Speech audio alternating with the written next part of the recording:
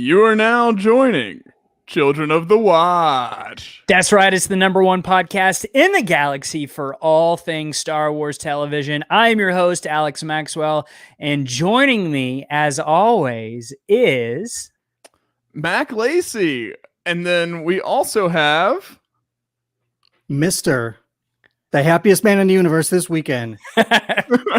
At Cad Bane's Bounty. I got to throw that on the beginning, Mr. Rik Villanueva. How is everybody? I'm so happy to be here. Yeah, thanks for being with us. We're happy to have you, especially on this episode. Like this is a big deal for sure. Yeah, for those who don't know, Rik is from the podcast Jam Transmissions, and if there's two things he loves in Star Wars, it's Meeber Gascon and Cad Bane. Yep. And so we've got one of those to talk about today.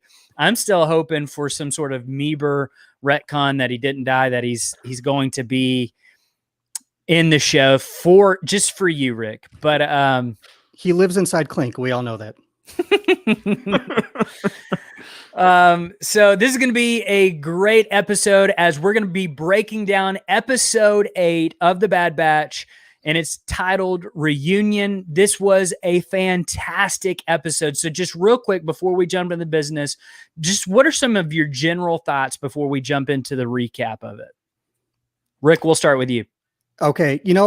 Alex, last time we talked about it, I was saying that the whole vibe of the show, it wasn't really hitting with me. And the last 2 episodes have been some of the best stuff like that we've gotten recently. And, I wanted that kind of high stakes storytelling, the last, episodes 3, 4, and 5 for me. I'm like, I don't care if I forget stuff in those episodes. Cause to me, they just, thematically and character development. Yeah. That stuff's all there and it's relevant, but, this is the meat and potatoes that I wanted out of this series. And I was so tense for most of this episode on Friday. So we'll get into the details in a second, but yeah, that's kind of in a nutshell.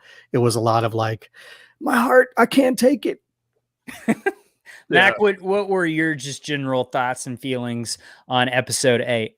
Yeah, I'm right there with you, Rik. It feels like we're finally kind of getting back to the main plot. We kind of took, the scenic route to get here through stuff that I think that is really important, like some really good character defining moments and getting the interpersonal relationships between the crew and everything. But now we're like really here kind of working on the main plot again. And I thought this episode did just an amazing job at like really keeping the stakes high and keeping you like the tension never broke until, the very end. So overall, I was hooked, the whole time. I was on cloud 9. It felt like an episode of The Mandalorian to me. Just the entire thing felt very Mandalorian. So obviously, where we used to be the Mandalorian Watch, and now we are Children of the Watch to better cover the upcoming live action TV shows. That was something that was really special to me, just because I felt like, oh man, this is like Max said, the stakes were so high, and you never felt like we wavered. Like the tension was building and building, like you said, Rik, the whole time. So I thought it was a fantastic episode. So let's jump into the business real quick before we jump into the recap. Make sure you're following us on Twitter and Instagram at COT Watch. I'm going to try to be better about following people back. I've been really bad about that. So if you follow us, give us a shout out. We'll follow you back on Twitter and Instagram. And then also make sure that you're subscribed on YouTube. If you're listening on the podcast, that would go such a long way in helping us out, is subscribing and liking our videos on YouTube. Even if you don't end up watching the whole thing, it just helps the algorithm, the all-powerful algorithm, when you like the video and subscribe and stuff like that. And then also, if you enjoy episodes like this, we've got our Patreon, patreon.com/The Mandalorian Watch, where we do commentary episodes on season 2 of The Mandalorian right now. And then we also do some book breakdowns. Me and Rik do those book breakdowns. So they're a lot of fun. And I'm excited to announce that this Tuesday at 7 Eastern Standard Time, we're going to be doing a live commentary of The Jedi from The Mandalorian season 2. So I'm super excited about that. That's going to be for our patrons only. To get that, that's only $2. It's going to be a lot of fun. I'm super excited about that. Yeah, for sure. I mean, what we've been like trying to replicate with our commentaries is the experience of all sitting down, in a living room together and watching the same thing at the same time. And I feel like this is just like, This one time, step closer to that. We actually do. Yeah. So again, Patreon, just $2, and you can join us for that. Should be a lot of fun. Cool. I think that's the business, right? Let's jump into it. So this episode, Reunion, the director was Stuart Lee and the writer was Christian Taylor. Both of those guys are veterans when it comes to Star Wars animation. Christian Taylor I think he did a lot of episodes of Star Wars Rebels. So it's probably why I'm really vibing with this episode in particular, because I'm a huge fan of Star Wars Rebels. And then Stuart Lee directed a lot of episodes of the Clone Wars and Rebels. So we got some veterans on this one, I believe. So, all right, let's jump into the breakdown. We start off on Kamino, and immediately we get to see Crosshair, and Crosshair is back. I know all three of us have been waiting on Crosshair to come back, so that was really nice to see as he comes in. And then even better surprise for me, I see Vice Admiral Rampart, and he's there. And basically they're just talking about what the situation on Braca is and that the Bad Batch are there. So they've got the indication that the Bad Batch are on Braca, and then eventually Rampart orders Crosshair to go and eliminate them. There's something I noticed in that scene that I watched this episode. Well, I watched this episode 3 times, and I happen to notice that the chairs are a little bit different in that room. Like most of the time, they have like kind of the pods that seem to drop down from the ceiling, but these are chairs from the bottom up, and they're all set to the height of the Kaminoans.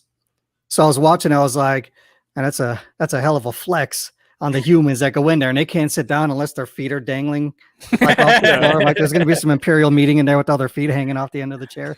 That's a good point. The Kaminoans are jockeying for power right now. And we see some of that later in this episode too, which we'll definitely talk about. So Crosshair and his elite squadron of stormtroopers and clone troopers are going to go to Braca to take out the Bad Batch. And then we switch back to Braca, and Wrecker is there with Omega, and he's explaining how to disarm explosives. And like immediately I was like, whoa, this is totally a Wrecker move, because Wrecker is like the crazy uncle, right? Like he is totally that crazy uncle who kind of gets into trouble a little bit. And so that's what they're doing. He says he failed his first test too, his explosive. And I'm wondering, like, is that where he got the scar from on his head? That's a good point. Maybe. Yeah. I love that the pressure that he puts on her on purpose. Like she's trying to disarm this bomb, and obviously she gets it wrong, and they start running because they think it's real, or she thinks it's real, and then it ends up being just a smoke bomb. But it is interesting to kind of see what Omega is learning and what skills she's going to have, because like it feels like she really is becoming like the ultimate soldier, in the sense of like one day she will have all those skills, and if she wants to use them, she's got them. That's kind of what it feels like to me. Yeah. I really like Wrecker and Omega's relationship. Like, I love, how he's kind of going above and beyond to make her feel a part of the team, to get her prepared, for what's ahead.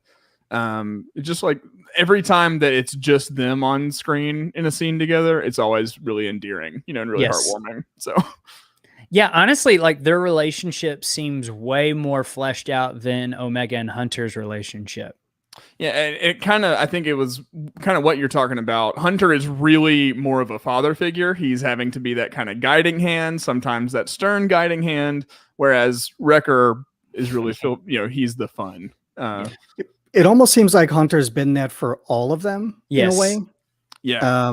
And he's kind of had to like channel, all of that downward towards her. But, we're seeing as the show's going on that Omega seems, in a lot of instances to be able to take care of herself to an extent. She's learned how to shoot that, her little bowcaster dealie, pretty well. I mean, we see it Mhm. even in this episode. She takes a couple of shots. Yeah, so I don't know, man. The Hunter Omega relationship is kind of she is building those bridges with everybody, and I mean, you can obviously see, and we'll talk about it. You know how pained he was with the events of this episode by the end of it. So Yeah, absolutely. So in this moment, Echo shows up, and as they're walking away from their little training area, Echo and Wrecker notice that scrappers are watching. And then all of a sudden they take off after them, and they're going after the scrappers to stop them from alerting anybody else. And eventually we get to a scene where both Wrecker and Echo take out the last scrapper, and then we switch to all of the Bad Batch discussing, okay, they can't necessarily leave Braca right now because they actually need to stay and take some of the stuff from this Jedi cruiser and sell it because they need the money. So it kind of tells us what situation they're in, and that they're still not really willing to work with Sid all the way. Because like if they just needed money, they would go to Sid. But it seems like, hey, let's just make money on our own without having to do missions and stuff. So they split up to explore the entire ship for supplies to sell.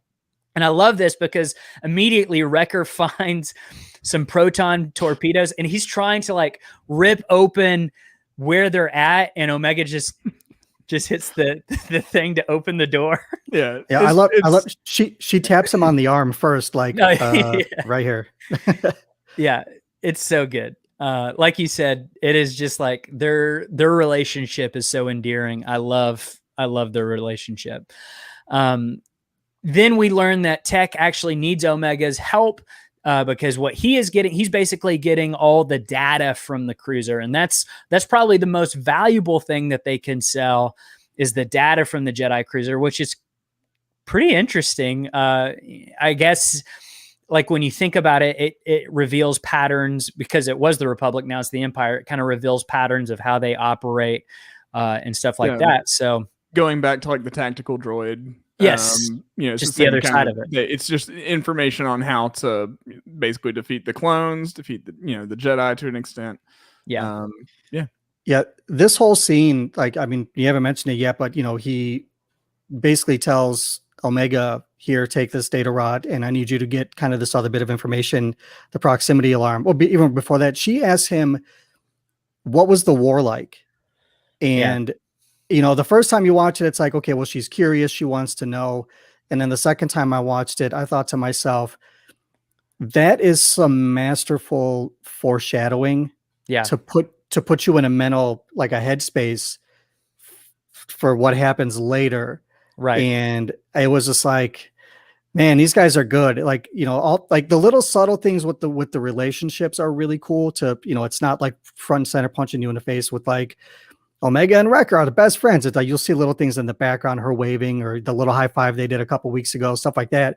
Yeah. And then for this one, just to have that, her curiosity be the thing that just puts you in that frame of mind of like, oh, they did say something about the Clone Wars earlier. Yes. And it just kind of primes you for that. Yeah, I love that. And it's just great writing. So Wrecker's got the proton torpedo. Tech needs Omega, and then we get a really good scene between Hunter and Echo. It's not very long. It's very subtle, like you said, where they discuss Rex and basically ask, like, should we have gone with Rex? Should we be helping him? And Hunter says, no, we shouldn't be helping him. We've got a different path. We're on this path now. And basically, they kind of come to the conclusion of like, hey, we're trained to be soldiers. Like, we were literally born to be soldiers. So what other path is there for us? Just kind of, again, reminding you who these people are. Like, they were bred for warfare. And so that's kind of an interesting thing to remember. And then, like you said, Tech needs help copying the master drive. And as they're discussing and helping each other, Omega asks about the Clone Wars and what they were like. And then they're interrupted by a red blinking light and enter the Empire. They're on Braca. We see 3 transport ships, and they're there on Braca, ready to get them. And then we switch back to Camino, and the Prime Minister and Tanwi discuss the contingency plan.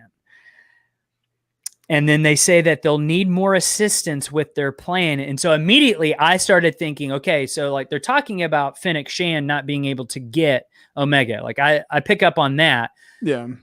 They're going to need more bounty hunters. Did either of you go to Cad Bane immediately, or what were you guys thinking? Go ahead. I actually went to Boba first, just because I've been thinking about it so much with the Book of Boba Fett coming up, and just, wanting more. I know we're going to get into probably a lot of his backstory in that show. So I, wondered if we'd check in with a younger Boba in a different medium, just to kind of get that back on our minds and everything. But yeah, I didn't go to Cad Bane for sure. I did not think of Cad Bane because I didn't think we would see another bounty hunter in this episode. I just kind of compartmentalized it, like, okay, well, later on we'll see. Maybe there'll be some more Fennec. Maybe somebody else. Maybe that's where we get that Grief Karga, possibly like us, somebody with the guild or something. But I did not. And again, having recognized the Clone Wars thing, I should have put something in there. Oh, yeah. And it just I completely spaced on it. Yep. So yeah, that was interesting. Still, and at the end of this recap, I want to talk about what are the Kaminoans planning? Like, what is their end goal in getting Omega? Because I think that's super important. So then we cut back to Braca, and Hunter spots Crosshair emerging with the stormtroopers, and the way he exits, Crosshair is just like, man, Crosshair is cool. I'm not gonna lie. Like, if I like anybody from the Bad Batch, it's Crosshair. Like, he's super cool. I don't know. He's just got a really cool vibe to him. And basically he tells the Empire, hey, we're going to split up, and Crosshair is going to lead the elite squad in to get the Bad Batch. And then basically the clone troopers end up surrounding the Havoc Marauder. They've got the ship, so they can't leave. And then you start to really get the sense at this point in the episode, like, okay, the tension's really, really rising very quickly because they've got their ship. They're starting to get surrounded basically on all sides. And Tech starts to hack the comms. And they know that they have to go through the artillery deck. And so that's where they're going. And then all of a sudden, Crosshair and all the clone troopers are there because he knew that's what Tech would do. He was part of the Bad Batch.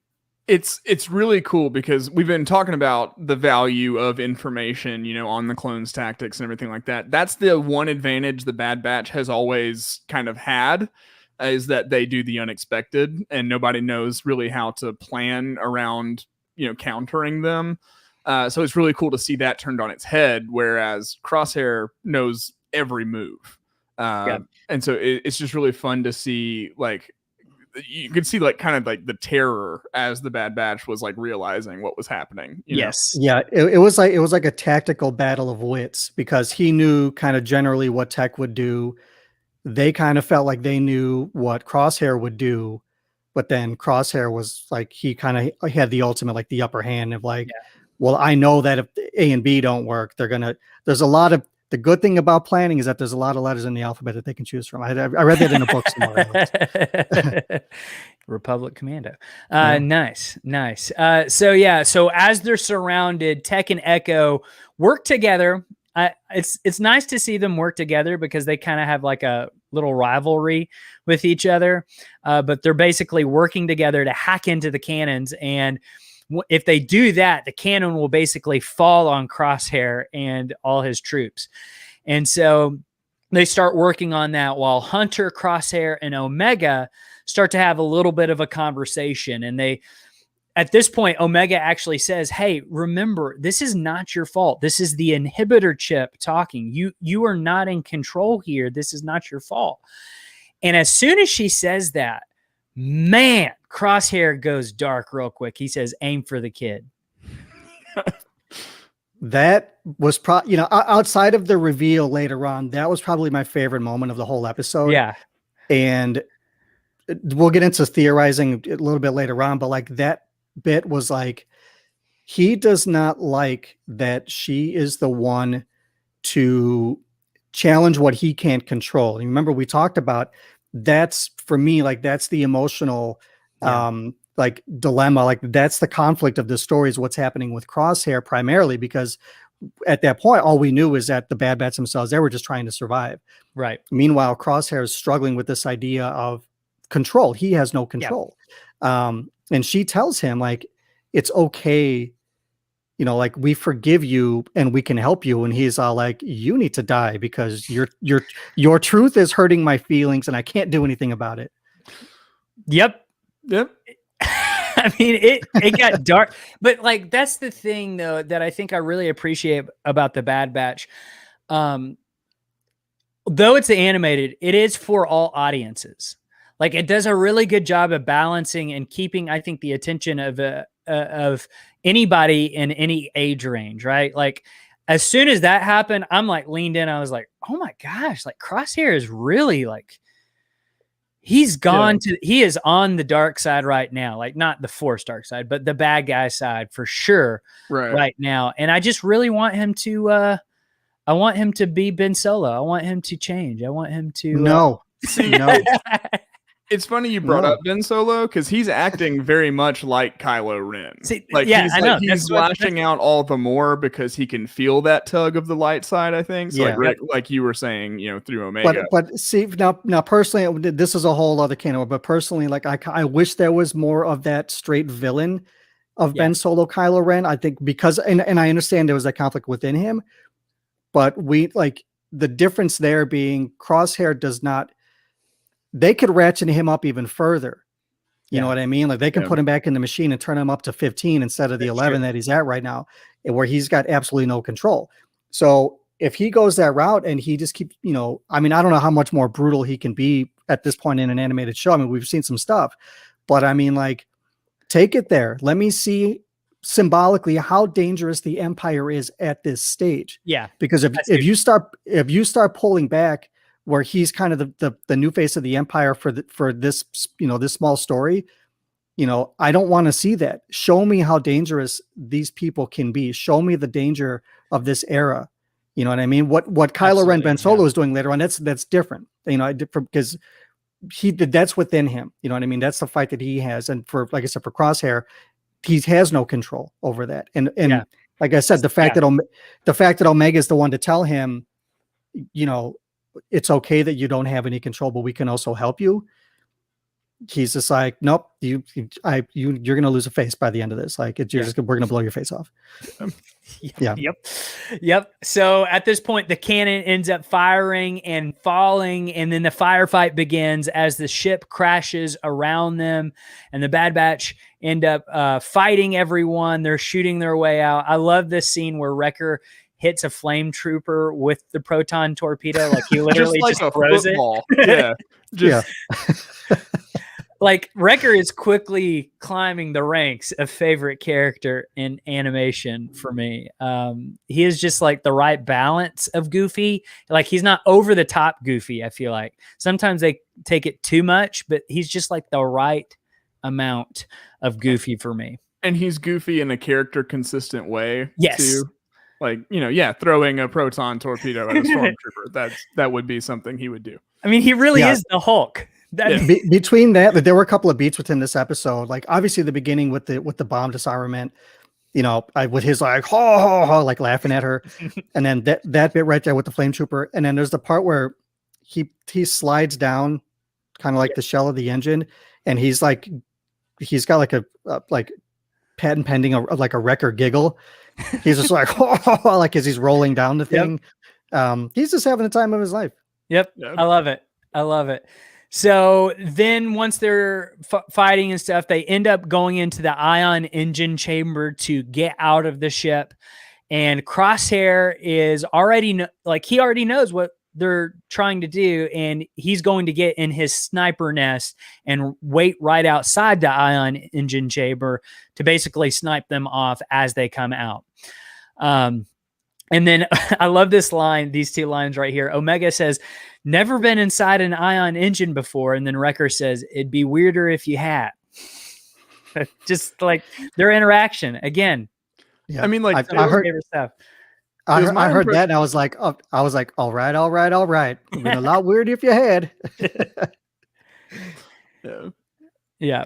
So Then they start to get towards the end of the ion engine chamber, and Crosshair takes a snipe at Tech. Part of me is like, did he miss on purpose, or was it just like he didn't see him totally? It's kind of ambiguous to me in terms of he had the headshot and he missed. I had the same thought because like he doesn't miss. That's his thing. Yeah. Yeah, I don't know. Yeah. So they're about to go the other way, so they have to double back because Crosshair's right there and they can't come out. But then the engine begins turning on. So Crosshair orders them to turn on the engines, and they quickly get the idea, okay, they've got to place the charges around the cylinder to basically break it in two so that they don't get burned alive and they can fall with the cylinder. And so they start placing the charges everywhere, and then the bombs explode and they fall. And at this point, Crosshair is almost incinerated. Just that whole scene was like, I was like, oh, no, like, because even though Crosshair is the bad guy, I care about what happens to him. Like, I don't want him to burn alive, but I do love that it's showing, like, and Star Wars always does this. There is like a physical toll for you joining the bad guys. There's always going to be a physical toll, some sort of indication that you are bad, that you're a villain. That's always going to happen. It happens with Palpatine, Vader, Kylo Ren, Crosshair. It's always going to happen. When you join the bad guys, you're going to look the part. And now Crosshair is going to look the part. That's for sure. Yeah, he basically got his Sith eyes. Yes. You know, his eyes are like kind of red underneath. Yep. I want to say about that whole scene, like people talk about it, and like you can't say enough about how well the sound design works. The way those explosions were working, and as the cylinder was breaking apart, and then the animation of the engine firing up, because there was kind of like this blue like mist before it kind of before it like it fully kicked off. And I just watching it was like, my God, like they just knocking it out of the park with this. And that was that part of me too with, you know, Crosshair. He's got this vendetta, you know what I mean? Like, it's almost like his hunt is personal. Mm-hmm. And it was like, he was, you know, literally blinded by his rage at this point. You know, he threw this hatred out. You know, the karma hits him back. I mean, he had his eye on that ion cannon a little too closely. That's a dad joke because today's a special day. But I mean, I'm not wearing this, and I'll show you the shirt at the end. But yeah, it was just like it's like the whole Palpatine thing. You know, like, well, you know, him dying, you know, by rage. Why didn't he just stop the lightning? He did it himself. And it's like the whole thing with Crosshair. It's like he was so focused on what it was he was trying to do that he lost sight of this other danger that was literally right in his face. Yeah. Yep. That's perfect. Yeah. So the Bad Batch end up following in the cylinder. And once they get to the bottom, they end up heading back to the Havoc Marauder. And when the clones get to Crosshair, they get him a medic, and he orders them to stop them at their ship. And then at the ship, there's dead clones. They're already dead. That means someone else is there. And then we pan up, and there he is. Cad Bane is back. So, Rick, for people who don't know who Cad Bane is, because a lot of our audience, they might not have seen the Clone Wars. Who is Cad Bane, and why is he important? Okay. First of all, he's important because he's just awesome. But he's a blue skin Duros, kind of like the standard kind of alien face for anybody who may not be familiar with what he looks like. He's the Clint Eastwood, Lee Van Cleef, you know, kind of cowboy bounty hunter. You know, wears the long duster. He's quick on the draw, as we see in this episode. And he's one of those looks with the bounty hunter that he doesn't fail. Yeah. He succeeds more often than not. And he was such a thorn in the side of the people that he went up against in the Clone Wars. I mean, he stood toe to toe with Beskar Fist, Obi-Wan Kenobi more than a couple times. I mean, he fought Obi-Wan and Quinlan Vos at the same time, and used a lightsaber in that fight. Yep. So, yeah. I mean, Cad Bane is a guy you don't want to mess around with. No. And in this scene, I have to, for my own personal, I need to put this out in the air because I've been screaming into the void for 3 days since this episode aired. Have a moment, Rick. Have a moment. You know, I didn't want to. I didn't want to put it on Twitter to like, because I don't want to spoil it. I don't want to do that for people. But so I had to watch it in my car before work on Friday, right? And the 3 seconds before they show his legs on the ramp, there's a little musical cue. Thank you, Rez. You're the best. There's a little slight musical cue that I was like, oh, that's some cowboy stuff. And I went, no. And then it cuts to, his legs. And I was like in my car, and I'm not going to do it right now, but I yelled out, my man. So I'm sitting in the car. It was raining. And I had to stop and like go back a couple of seconds on the Disney Plus app on my phone. Cause I had to hear the voice. I had to hear Corey Burton say he could have read the Galactic phone book for all I cared, and I would have loved it. And it was just some of the best, hearing him say in like the most like sincere, but also condescending way. Cause Hunter asks him, who sent you? And his answer is so spot on when he says, that's confidential information, son. And I was like, oh, how does this man how is he not more full of him? You know what I mean? Like the adoration that I have for him as a character. And again, and it's not just because like he's blue skin and I love him because, I like the Chiss characters and I like the other Duros characters and stuff like that. But it's because like his swagger is earned. You know what I mean? Like he has stood toe to toe with some of the best. And he's proven himself time and time again. And I was watching a Star Wars Explained video about this. The last time we saw a new piece of content with Cad Bane was 9 years ago. In 2012 was the last new bit of Cad Bane animation. Whoa. 9 years. So it's been a while. And I know I'm not the only one. There's a ton of people who love Cad Bane. I just happen to get lucky to get the Twitter handle that I got. And, I know a lot of us were just freaking out over the fact that this guy came back and, and I'm going to be honest, I was one of the people that was like, man, it's like cameo a week. They're bringing in more people. And the Kind of Brothers tweeted out the day before something like, there's a special someone in this episode or somebody's in this episode or something like that. And I retweeted it with like, I should certainly hope there's a somebody in this episode. Like there needs to be people in this show. Like I was kind of tired of the like, great, another cameo. And boy, do I look like a fool with egg on my face because I would turn into just a mess of just excitement and like, yes. And it was just like, I wanted the evil. And I'm going to jump to the next little bit of the story because there is that standoff. Yes. And thank you for letting me take the lead on this. Yes. I've hijacked the show. But there is this standoff and you see Omega like kneels down and kind of like ducks off to the side a little bit. And, her saying he's a bounty hunter and, him saying again, you're like, she's a smart one or whatever the heck he says. And those couple of seconds, the standoff, the eyes, the pistols, the eyes again, and then the shots. And I don't care if I get dragged for this. I have to be 100% on about this. I was like, kill that fool, Cad Bane. You deserve this one. I had seen you in 9 years. I don't care if he does. And I know that's wrong because he's the father figure. And I'm like, don't hurt Omega. She's our, precious. She's the eyes of the show for us. But I was like, hell yeah, man. Like, show him what you got. Bring the other pistol out. But he didn't have to. He took one shot. Shoot him again. Yeah, I was like, get him in the face this time. Make sure he's dead. But in turn, because he's so quick on the draw, Hunter takes a shot just a split second afterwards and ends up shooting the other sweet boy who's in this episode, Toto 360. We haven't even mentioned. And he shoots off his little yeah. Oh, hashtag fake fan. I got to use it. So he shoots off his little booster foot thing. And Hunter's down and he's like, I'm sorry, little lady. And hits her with the stun gun. So who knows? Probably has Toto, drag her by an arm up the ramp. I don't know, in some brutal way that we didn't see on screen.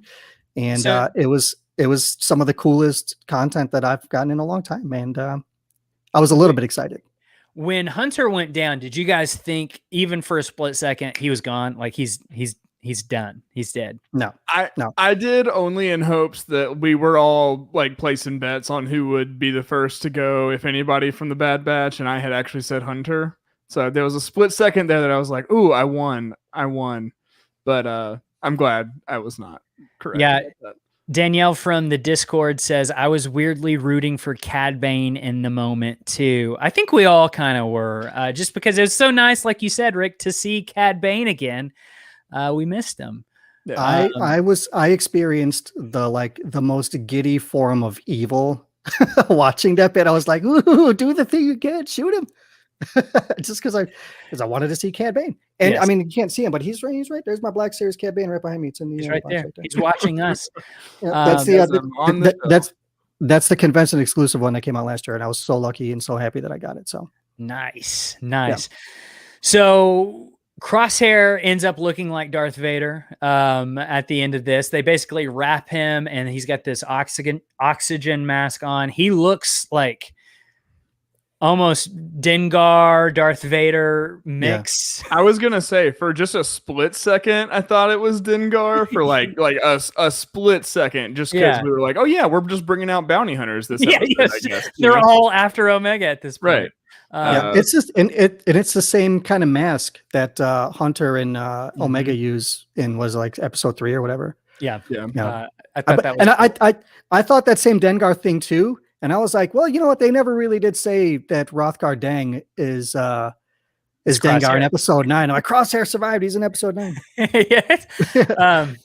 Maybe.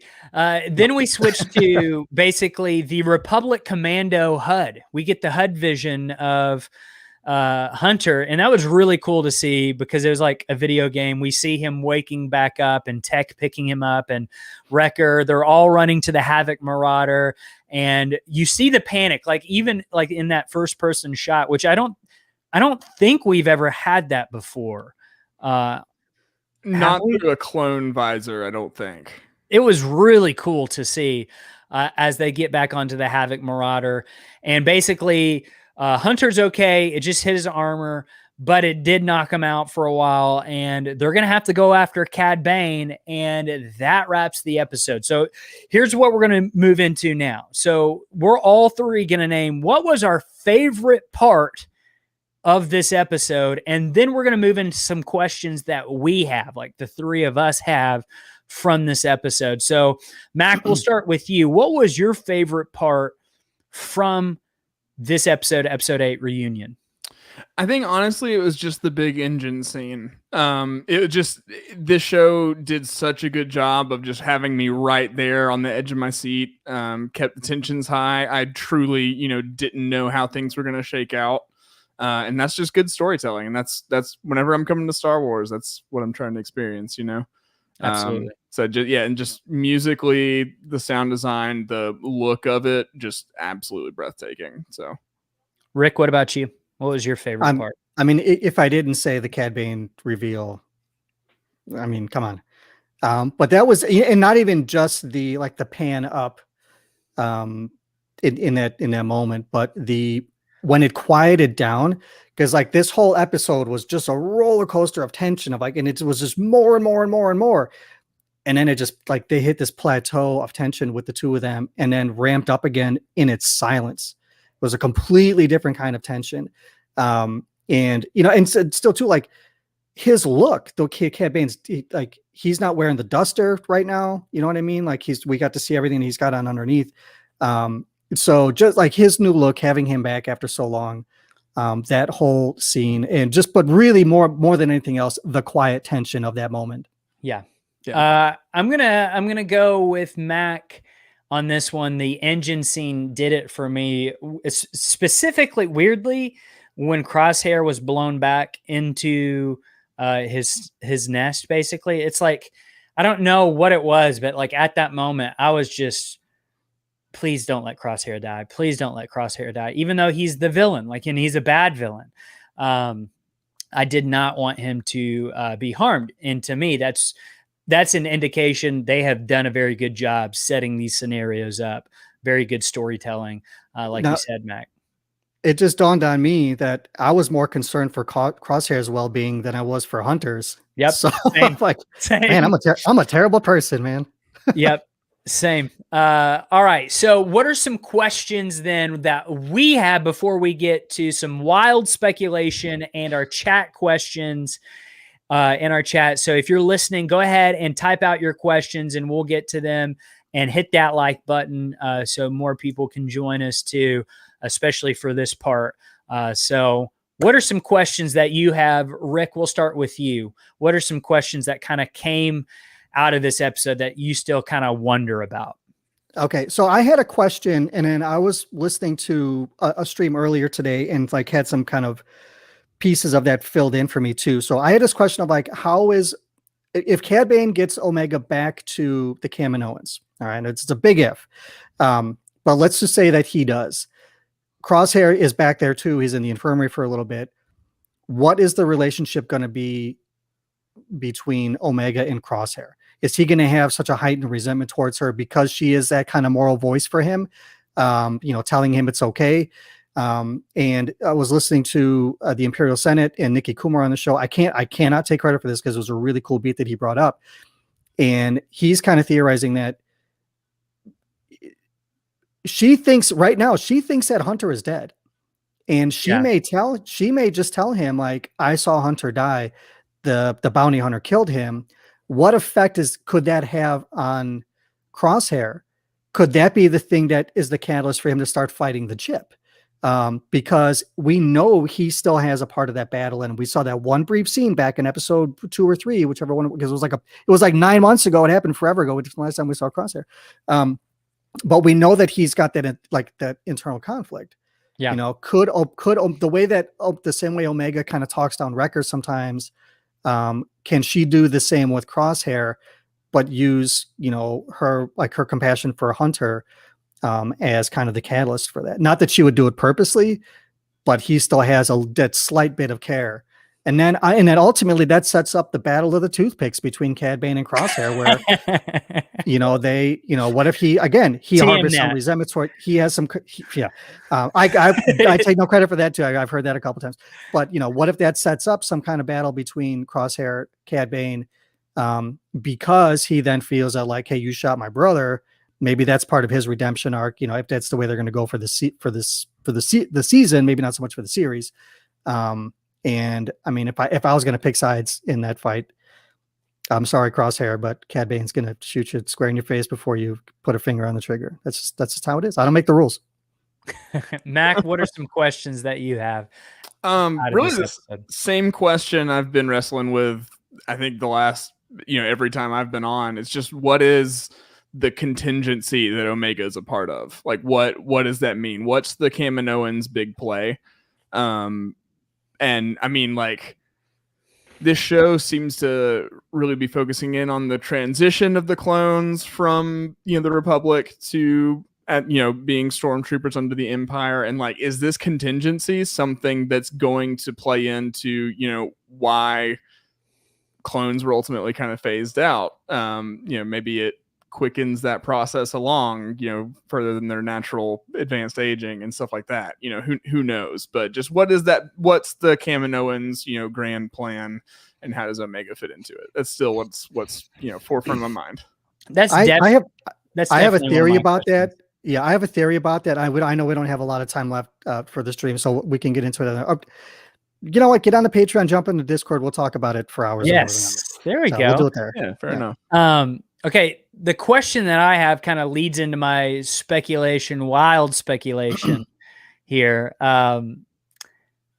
Did we see Cad Bane again because he's going to show up in the Book of Boba Fett? And I think the answer is yes. His new outfit was very I could see that in live action for sure, because used to his hat was Mac called it an umbrella earlier off the live stream. It was like an umbrella. He's wearing an umbrella on his head. Yeah, it was huge wide brim. But this is more like an Indiana Jones fedora type. Like that, I could see this on live action. And you even said, Mac, earlier too, that more of his face seemed covered up a little bit. Yeah, he was wearing a cowl type thing, maybe. I agree with you. It looks like they were kind of having a live action adaptation in mind. Yeah, and so like I know there's been some speculation of does that mean we're about to see the Boba Fett and Cad Bane arc in the Bad Batch? No. I think that's gonna. Why would you do that Right. in this? Do that in the book of Boba Fett. It's about Boba Fett. Don't bring Boba Fett into this and have the Cad Bane thing with this.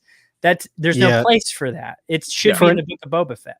For anybody who's seen the unfinished animatics of the Cad Bane Boba Fett thing, a lot of those shots look like they were used as templates for what we saw in today's episode. Mm-hmm. So, but I do want to say this out loud, and anybody you could timestamp this with today's date. If Cad Bane dies anytime in my lifetime, I will sue the pants off of Dave Filoni. No, you Dave legally Filoni, binding. You heard it here.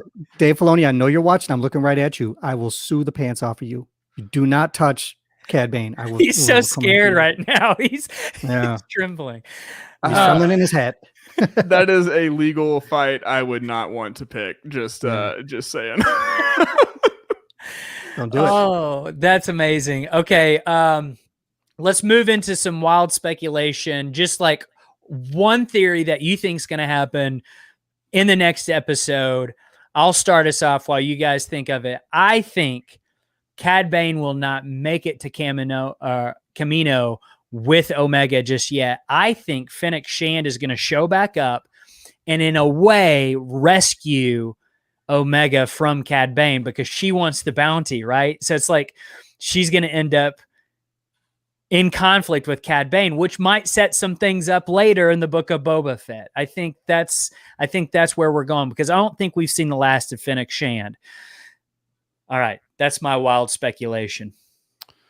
My piece of wild speculation is that Crosshair's injuries have now messed with his chip, and he's flipped again, and now he's kind of gonna play it out, wait for an opportune moment to kind of come back to the light side.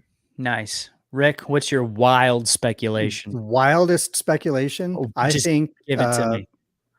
I think Omega is going to start to like Cad Bane, and he's just going to be in every episode from here on out, and they're just going to go on wild adventures together because they're beneficial to each other.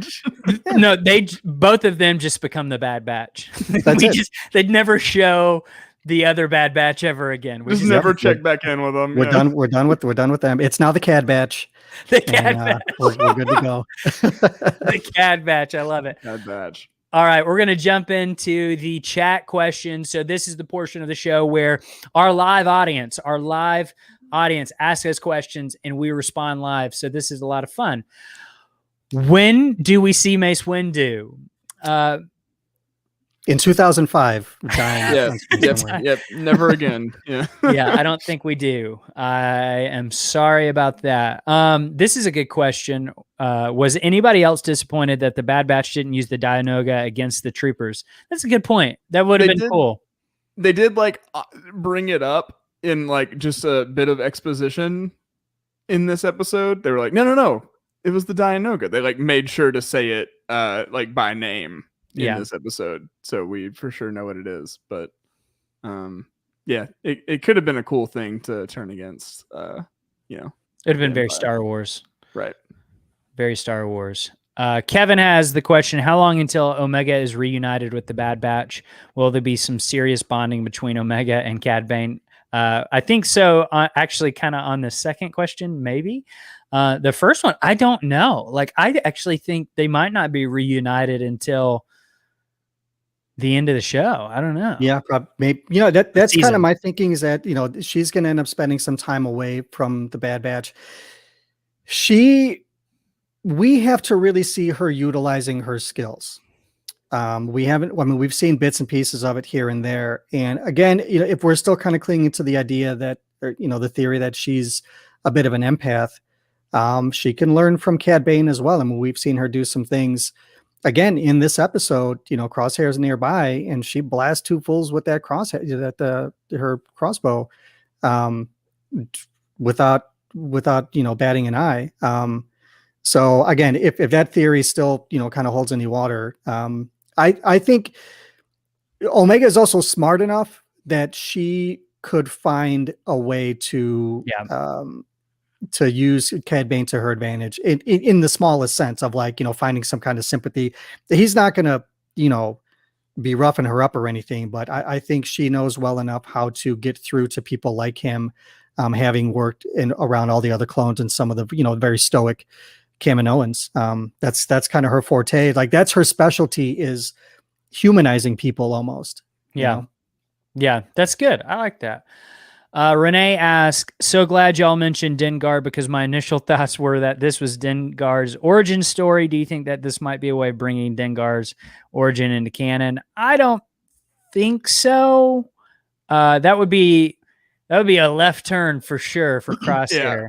I think Crosshair has a future as Crosshair to fulfill. So Dengar's kind of a joke in canon to me. Yeah. Like he's not. Yeah, he's holding his line.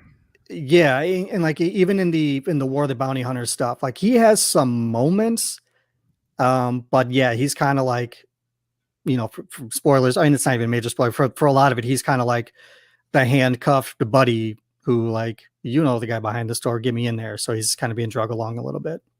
This is a good point. Renee also brings up Fennec Shan attacking Cad Bane is against the code. Maybe. And do we think that she's above it? Or is there a code yet? She's still new. Right. She's still making a name for herself.